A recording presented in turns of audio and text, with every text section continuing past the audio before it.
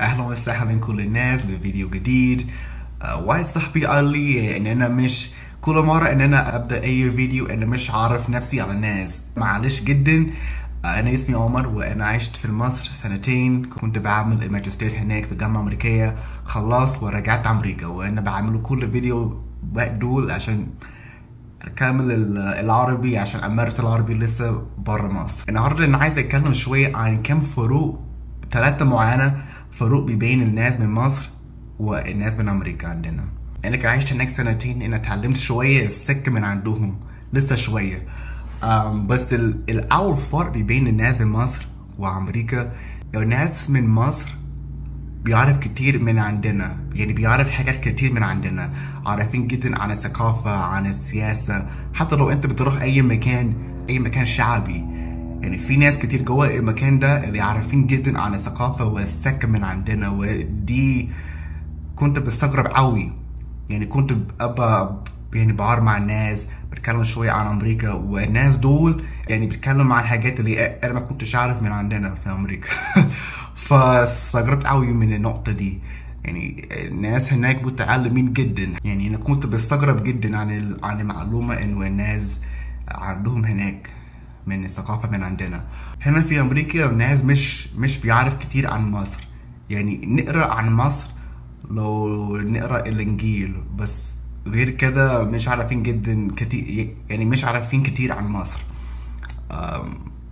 ممكن في مدرسة عندنا، في المدارس عندنا بيعلمونا حاجات من عندنا، يعني انت ممكن تاخد كورس عن التاريخ العالمية، بس الكورسات ديت يعني مش كويسين، يعني مش عارفين كتير عن العالم للأسف. عشان كده انا كنت بسافر كتير عشان بوضح تفكيري وكل ده. بس في الاخر انا كنت بستغرب جدا عن المعلومة انه الناس في مصر عندهم من امريكا، يعني شخص متعلمين جدا.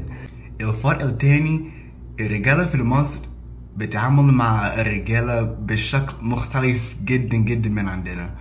يعني انت ممكن مثلا تبقى عندك اصحاب رجالة هناك في مصر وبيبوسك لما بيسلم عليك، يعني البوس دي مش ماشي في امريكا خالص. يعني الاصحاب هنا مش بيبوسوا اصحاب تاني كده.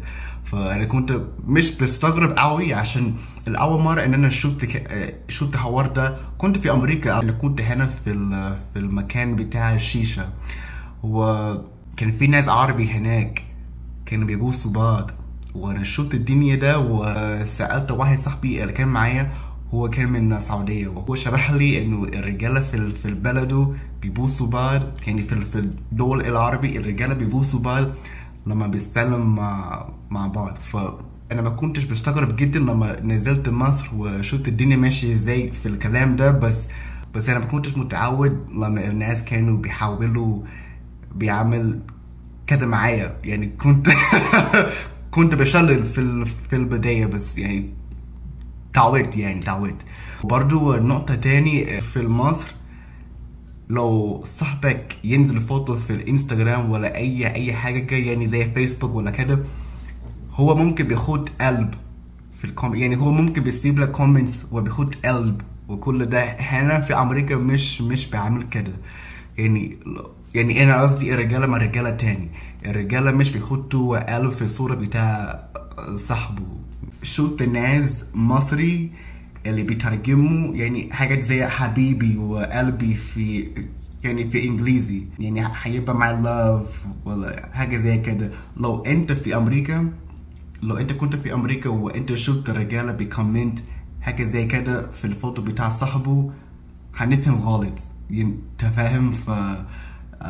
انا حصل لي موقف ان انا كان عندي صاحبي، انا كنت هنزل صوره معه، وهو كان عايزني احط كم حاجات معينه، يعني صاحبي وقلبي كل ده حبيبي بس بالانجليزي، وانا قلت له لا، مش عايز الناس من عندنا يفهم غلط، فمش هحط كل ده بالانجليزي عشان الناس في امريكا هنفهم غلط. فهو ما كانش فاهم النقطه دي، بس انا كنت بشرح له كده ما ينفعش كده. اخر الفرق بتاع الناس هناك من عندنا، الناس في مصر بيجملوا كتير، المجاملات حاجة مشهورة قوي عندهم. عندنا برضو عندنا مجاملات، بس يعني مش لنفس المستوى بتاع مصر. يعني انت مثلا بتبقى قاعد في كافيه واي تاكس واي حاجه، ولما انت تخلص الناس هناك بيقول لك خلي عليا، خلي سواق تاكسي بيقول لك كده، اللي شغالين في الكافيه بيقول لك كده. اول ما نزلت مصر، لما انا كنت قاعد في الكافيه مع واحد صاحبي، خلصنا والرجاله اللي شغالين هناك قال لي لا خلي عليا خلي عليا خلاص، اوعى تدفع. وانا قلت له ماشي عادي. عادي. كنت موافق وكنت همشي. وصاحبي هو كان مصري وقال لي، هو شرح لي لا عندنا الناس لما بيقول لك كده بيكمل، هو عايز فلوس لسه يعني ادفع. هو قال لي خلاص، هو قال لي هو مش عايز فلوس. صاحبي قال لي لا، هو انت لسه لازم تدفع. دي حاجة مجاملة مركبية، حاجة زي كده. يعني في اللحظة دي أنا ما كنتش فاهم خالص. يعني هو قال لي خلي عليه، فأنا كنت خليته عليه. عادي. أنا مرة كنت في المول، رحت مدينة نصر وكنت في المول وكنت بشتري جزمة. أنا رحت الكاشير عشان أدفع. أنا سألته بكام كل ده، بكام الجزمة دي؟ قال لي لا من غير فلوس خالص. قلت له والله؟ قال لي والله. اوكي ماشي. انا كنت همشي، كان في راجل تاني هناك اللي شغال معاه قال لي لا انت رايح فين يا عم؟ انا قلت له لا، هو قال لي من غير فلوس، فهعمل ايه؟ انا كنت بفكر يعني في ديسكاونت وفي خصم حاجه زي كده، عشان كده كان ببلاش. قال لي لا انت لازم تدفع. ايه يا عمي ده؟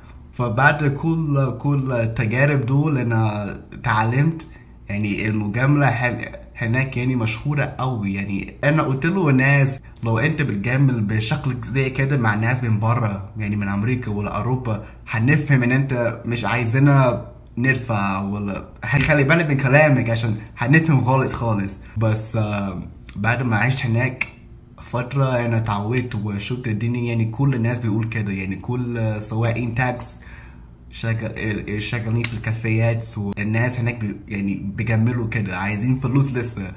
أنا عندي حاجات تاني مسجلة عن الفروق بين الناس من هناك من عندنا، وبس أنا عايز أعمله فيديو تاني عشان أتكلم عنها. يعني ممكن هعمله فيديو تاني عن 3 فروق تاني عن المختلفات.